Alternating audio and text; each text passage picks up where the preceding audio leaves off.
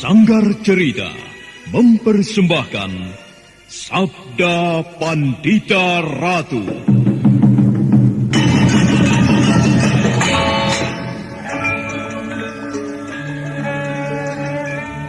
Jawablah, Ken Umang. Benarkah kau berada di belakang peristiwa ini? Tidak, tuanku. Hamba tidak berada di belakang peristiwa yang baru saja terjadi. Kau tidak berbohong, Ken Umang?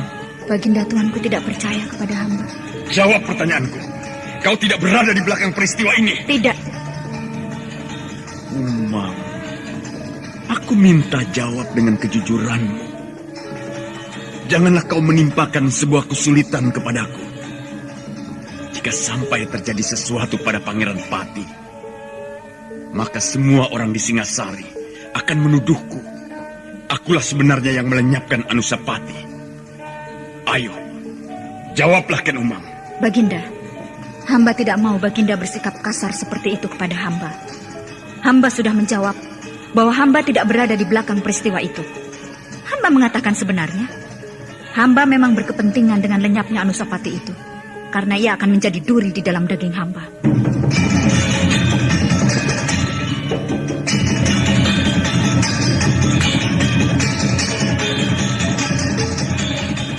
Sabda Pandita Ratu, sebuah kisah penuh dilema, tragedi cinta anak manusia, perebutan tahta, mabuk harta dan duniawi, serta silaunya kehormatan, di mana keangkara murkaan merajalela karena dendam yang membara. Kisah ini berlatar belakang berdirinya Singasari. Ken Arok, dialah pemuda yang merekuk pahit getirnya kehidupan. Namun sebenarnya, dialah yang harus melaksanakan sabda-sabdanya. Perjalanan sengsaranya adalah awal untuk meraih keberhasilan, untuk menuju kejayaannya di saat Singasari berdiri.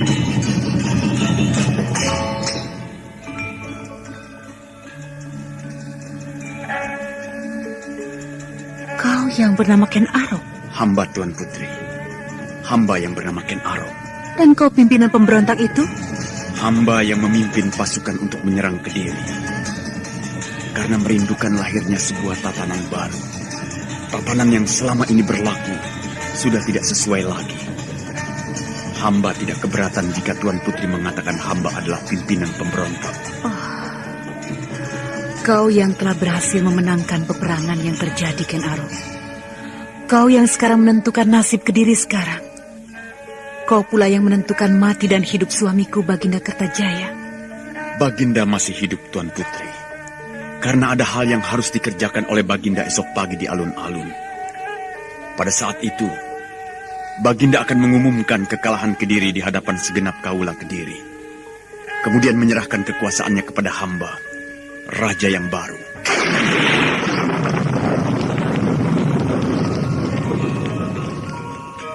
Sabda Pandita Ratu. Naskah ditulis oleh Pondra Swastilangit, diolah oleh Agung Bahrodi, didukung oleh artis-artis terkemuka Ferry Fadli, Eli Ermawati, M. Abud, Ivone Rose, dan lain-lain. Teknik dan montase Ibing Arifin, dengan sutradara Dian Pertiwi.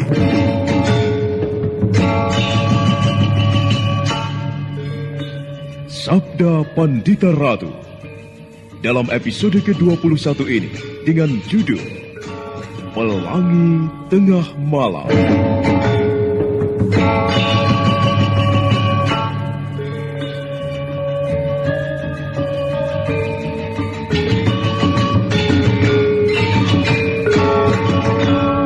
Dalam seri ke-625 ini dengan para pemain Suryadin sebagai Porosoro, Rusli sebagai Paraji Gading, Rifki sebagai Panji Sumekar, Nanang sebagai Diposari, Elias sebagai prajurit, dan Asti Suhastra pengantar cerita.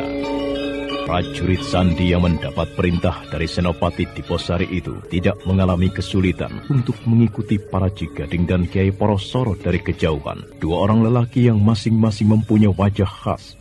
Paraji Gading banyak memiliki bekas luka, dan Kiai Porosoro berwajah seperti burung betet, nampak memasuki sebuah rumah.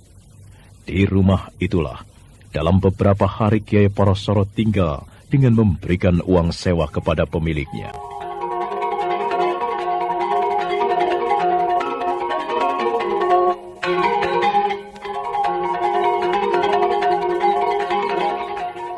Bagaimana? Apakah kau sanggup melaksanakan perintah Sri Baginda itu?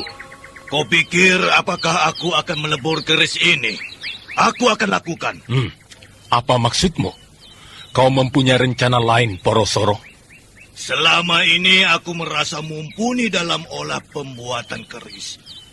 Dulu aku memicingkan dengan sebelah mata mendengar kebesaran nama Empu Gandring yang sudah mati itu. Dulu aku meremehkannya. Akan tetapi ternyata karyanya benar-benar luar biasa. Aku baru percaya dengan kebesaran Empu Gandring setelah melihat langsung buah ciptaannya itu. Bahkan harus aku akui, aku tidak sanggup membuat keris yang sedemikian dahsyatnya. Pamornya tajam luar biasa. Tentu sangat sayang kalau keris ini sampai dilarung atau dilebur. Jadi, apa yang akan kau lakukan? Aku ingin memilikinya. Keris ini keris yang sangat bagus. Daripada dilebur atau dimusnahkan, lebih baik aku miliki. Keris ini akan lebih bermanfaat jika berada di tanganku. Kau jangan sembrono, Porosoro. Sembrono bagaimana? Kekuatan dan pamor keris itu telah luluh menyatu dengan tubuh Sri Baginda. Lambung dan Sambar Wulung mati karena urusan keris itu. Keris itu meski kemudian dilarung di Gunung Kelut, akan tetapi ternyata kembali pada pemiliknya. Kau kira aku percaya dengan cerita itu? Mengapa kau tidak percaya? Akulah saksinya. Keris itu telah dibuang, akan tetapi kembali pada pemiliknya. Kau pikir Sri Baginda rela melepaskan keris itu kepadamu begitu saja? Sri Baginda tahu kalau kau ingin memiliki keris itu atau ingin menguasai keris itu, maka yang akan terjadi adalah pengulangan dari peristiwa yang telah terjadi. Dan keris itu akan kembali kepada Sri Baginda. Kalau memang betul begitu, aku akan mengusahakan agar pamornya luluh kepadaku.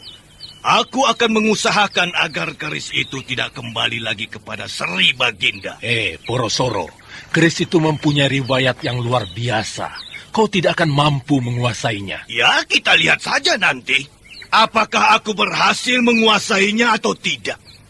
Keris ini harus menjadi milikku, Pak Raja Gading. Kau gila, Porosoro. Kenapa? Aku mengundangmu ke Singasari bukan untuk itu. Aneh sekali kau, Pak Raja Gading. Aneh. Nampaknya kau ketakutan sekali terhadap Ken Arok itu. Apanya yang kau takutkan, ha? Ken Arok memiliki ilmu kanuragan yang tingginya tiada terkira. Jika ia memburuku, meski aku bersembunyi dimanapun, Sri Baginda itu tentu akan dapat menemukanku. Kau pernah mendengar kebesaran nama Kisah Balangit? Kenapa dengan Kisah Balangit? Orang yang pinunjul tanpa tanding seperti Kisah Balangit, orang itu bisa dikalahkan oleh Ken Arok. Apalagi kau, aku. Jadi kau benar-benar berkeinginan untuk melebur keris ini? Iya. Aneh sekali. Aku memang pernah berkeinginan seperti yang kau rasakan saat ini, Porosoro. Aku ingin menguasai keris itu. Tetapi kemudian aku berpikir, tentu akan sia-sia, tidak ada gunanya. Kenapa? Pertama, karena keris itu tentu akan kembali pada pemiliknya. Keris itu telah dilarung ke Gunung Kelut, namun ternyata kembali kepada Sri Baginda. Dan aku pikir, meski aku bisa menguasainya, keris itu pasti akan kembali pada pemiliknya. Demikian juga dengan saat ini. Meski kau berkeinginan untuk menguasainya, tidak akan menjadi kenyataan, karena keris itu akan pulang kepada tuannya. Yang kedua, apa? Yang kedua, Porosoro. Aku mempunyai sebuah rencana yang panjang di dalam istana Singasari. Aku tidak ingin rencana panjangku itu berantakan hanya karena persoalan ini. Itulah sebabnya, Porosoro.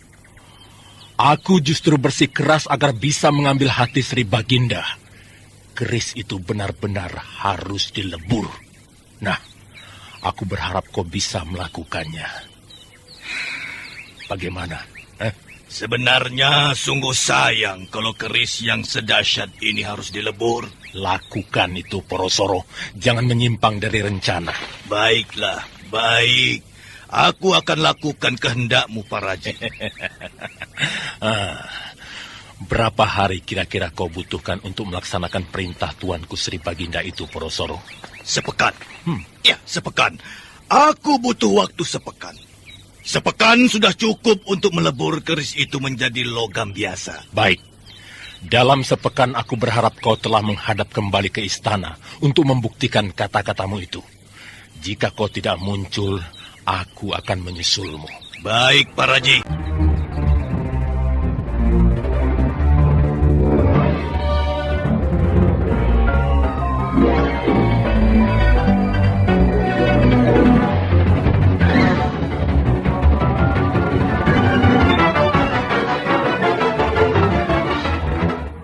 Kau berhasil mengetahui di mana orang yang membawa bungkusan kain putih itu berada? Di sebuah rumah di depan pasar, Tuan. Rumah di depan pasar? Benar, Tuan. Baik, terima kasih.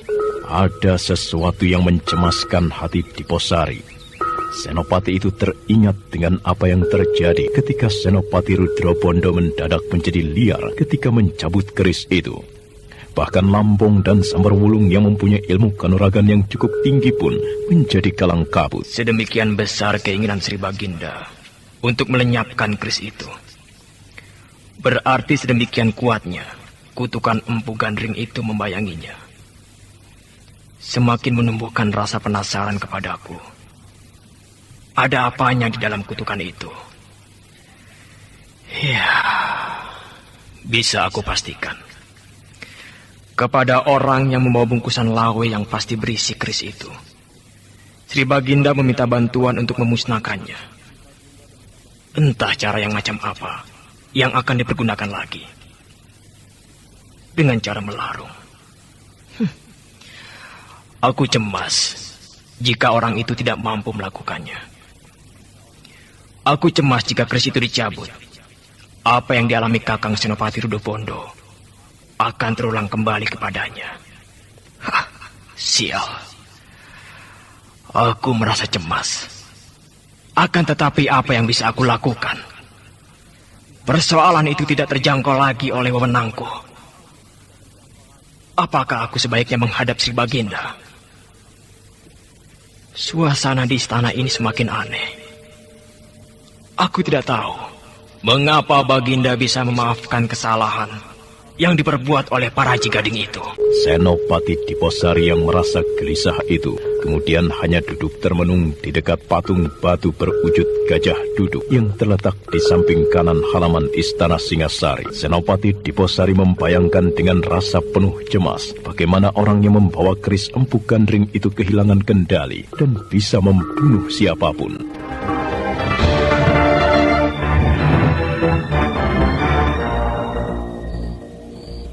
Malam penuh bintang setelah hari-hari lewat, bulan purnama memanjat naik, mega berarak, bulan menyelip terapung-apung, angin dingin semilir membasuh permukaan bumi, membuat siapapun lebih senang terlelap dalam tidur. Namun di dalam sebuah rumah di lereng Gunung Penanggungan, terjadi sebuah kegiatan.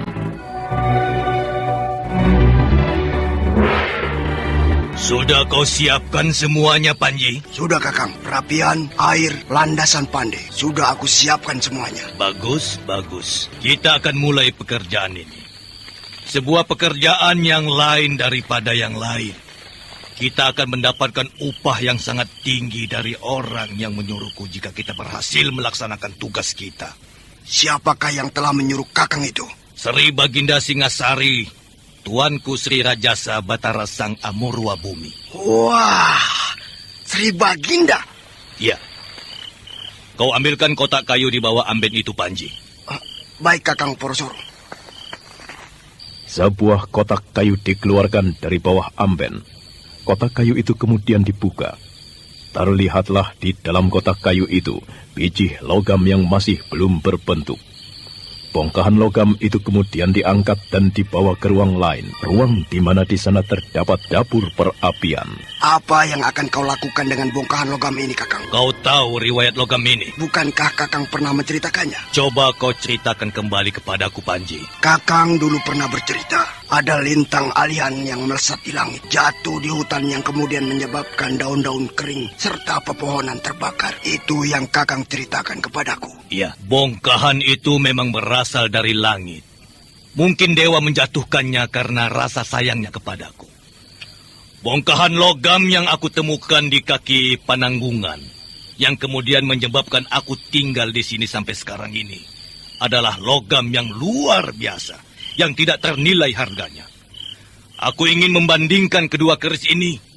Aku ingin melihat apa ada kemiripannya. Nyalakan perapian Panji. Baik, Kakang.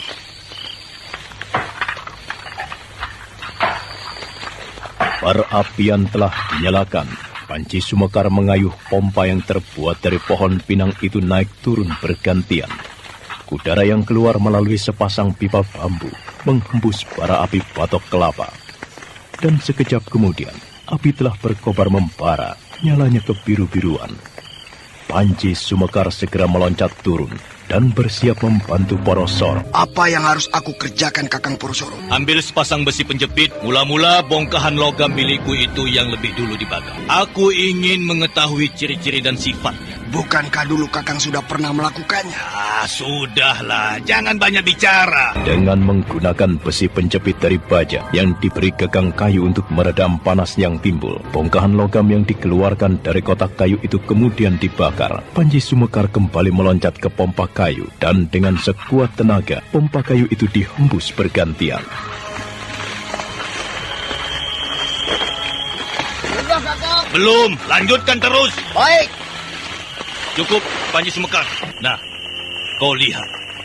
Warna api yang semula biru telah berubah menjadi merah ke kuning-kuningan. Bongkahan logam ini merupakan bibit senjata yang ganas. Bagaimana dengan keris itu, Kakang?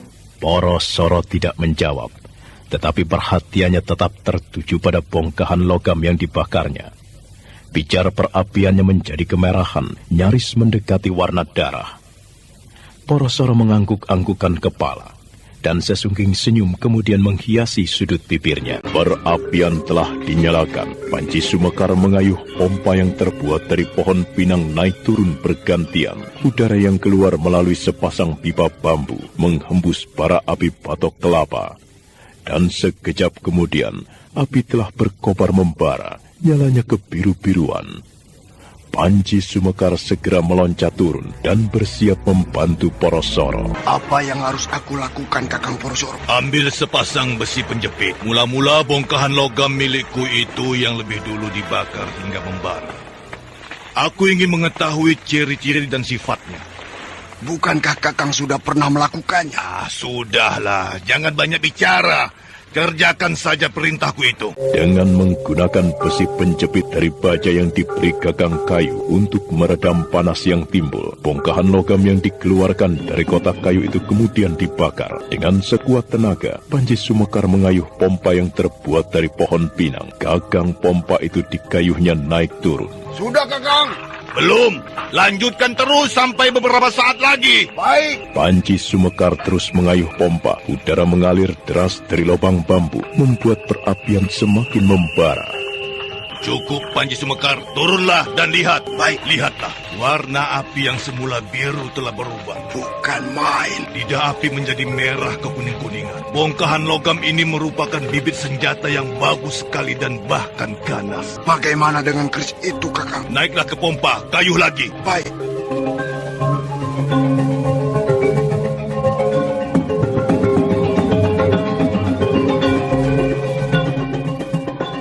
Panji Sumekar kembali mengayuh pompa yang terbuat dari batang pinang itu dengan sekuat tenaga. Sementara Porosoro telah memegang bungkusan lawe putih. Bungkusan itu kemudian dibukanya. Sebuah keris telah berada di genggaman tangannya. Keris itu kemudian dipundinya di atas kepala. Dan perlahan-lahan keris itu kemudian dicabut. Keris telah dicabut dari dalam warangkanya. Panji Sumekar yang sedang mengayuh pompa cukup mampu mengenali kedahsyatan keris itu. Panji Sumekar sampai terlongong-longong. Bukan main, Kakang. Keris itu luar biasa. Bagus sekali, Kakang Porosoro. Keris ini akan aku lebur. Bongkahan logamnya akan aku raut menjadi senjata lagi. Jangan berhenti, Panji Sumekar. Kayuh lagi. Tunggu, Kakang. Kenapa? Aku ingin melihatnya dulu. Tunggu. Porosoro memberikan kesempatan kepada Panji Sumekar untuk melihat keris yang dipegangnya itu dari dekat. Panji Sumekar tidak menutupi rasa kagum mengagumnya. Apa katamu, Panji Sumekar? Baru kali ini aku melihat keris sebagus ini, Kakang. Wilayahnya benar-benar diraut dengan kematangan yang luar biasa. Mengapa keris sebagus ini harus dilebur, Kakang? Apakah kau merasa sayang kalau keris ini dilebur? Ya, sangat sayang, Kakang. Rautan semacam ini, aku bisa membuatnya, Panji Sumekar. Akan tetapi yang sulit didapat adalah bahannya. Logam yang dipergunakan benar-benar logam pilihan. Akan tetapi, mengapa harus dilebur? Karena perintah yang aku terima adalah keris ini harus dilebur. Yang memiliki keris ini tentu orang yang tolol, yang tidak tahu harga sebuah keris. Pertimbangkan sekali lagi, Kakang. Apakah dalam hati Kakang benar-benar berniat akan meleburnya? Jangan lupa bahwa yang kau sebut sebagai orang yang tolol itu adalah Sri Baginda Singasari, Panji Sumekar. Aku sempat bimbang, namun aku sekarang telah merasa mantap. Keris ini akan aku lebur. Naiklah dan lanjutkan memompa. Dalam hati, Panji Sumekar sangat menyayangkan Kiai Porosoro yang tidak mau mengubah keputusannya. Tetapi Panji Sumekar kemudian tidak berkata apapun dan melanjutkan pekerjaannya memompa perapian. Tibalah saatnya kemudian dengan penjepit baja bergagang kayu, Kiai Porosoro bermaksud membenamkan keris itu ke dalam perapian. Tetapi Kakang Porosoro! Kakang, ada apa? Ada apa, Kakang Porosoro? Ada apa? Kakang Porosoro, apa yang terjadi? Yang terjadi adalah sebuah peristiwa yang tidak terduga-duga, tidak diduga oleh Kiai Porosoro dan juga Panji Sumekar. Keris Empu Gandring adalah keris yang benar-benar luar biasa. Kiai Porosoro tersentak karena merasa ada sesuatu yang tiba-tiba menyengat lengannya. Kiai Porosoro kemudian terjengkang salang tunjang. Napasnya tersengal-sengal hampir saja putus. Namun sementara itu, di waktu yang bersamaan, tapi di tempat yang berbeda, Tuanku, ada apa? Ampun, Tuanku, ada apa? Apa yang telah terjadi? Tuanku bermimpi? Aku bermimpi seorang pemuda yang gagah. Seorang pemuda yang gagah? Kenapa, Tuanku? Membunuhku. Membunuh Tuanku? Cuma sekedar mimpi, Tuanku. Bukan kenyataan yang sebenarnya. Tuanku mencari sesuatu. Keris. Tuanku mencari apa? Aku mencari keris. Tidak ada keris, Tuanku. Hamba ingat Tuanku tidak membawa keris. Apa makna mimpi itu? Seorang pemuda membenamkan keris di tangannya ke dadaku. Itu hanya sebuah mimpi, Tuanku. Mimpi itu kembang orang yang sedang tidur. Aku akan ke gedung pusaka. Tuanku, ada apa? Ken Umang dibayangi oleh tanda tanya melihat apa yang dilakukan oleh suaminya yang dirasakan sangat aneh. Dengan tergesa-gesa Ken Arok melangkah menuju ke gedung perbendaharaan pusaka. Prajurit jaga gedung pusaka yang terkantuk-kantuk jadi terkejut. Siapa itu? Aku. Ampun, Tuanku. Hamba mohon ampun, Tuanku. Buka pintunya. Hamba, Tuanku. Sial itu telah kembali. Ken Arok tercekat, jantungnya serasa akan berhenti berdetak ketika melihat sebuah keris bergagang kayu cangkring yang belum sempurna bentuk rautannya. Keris itu yang semula telah diserahkan kepada Kiai Porosoro untuk dilebur, telah kembali di tempatnya semula. Ken Arok bergegas mendekat, keris itu dipegang lalu dicabutnya. Kenapa kau kembali? Kenapa kau selalu menjadi bayang-bayang buruk, hantu yang selalu menggangguku? Apa sebenarnya yang kau kehendaki, keris keparat?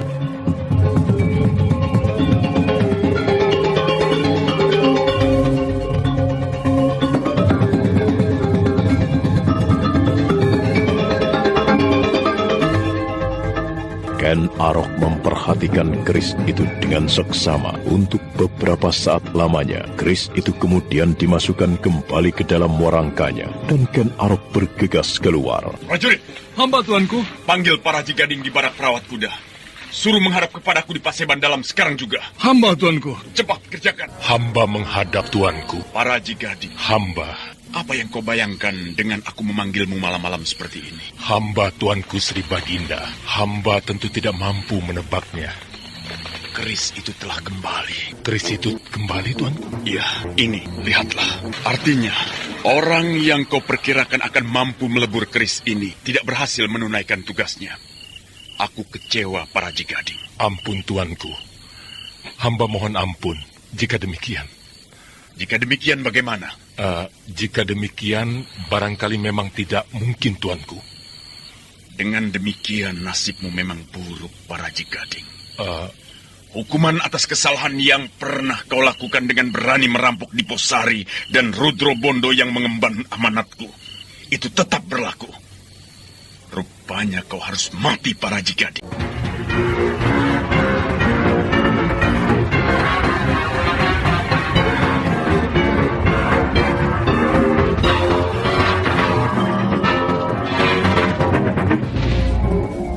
Wajah para Jigading menjadi sangat pucat dan keringat dingin bagai mengembun di keningnya. Tetapi pada saat itu pintu terbuka.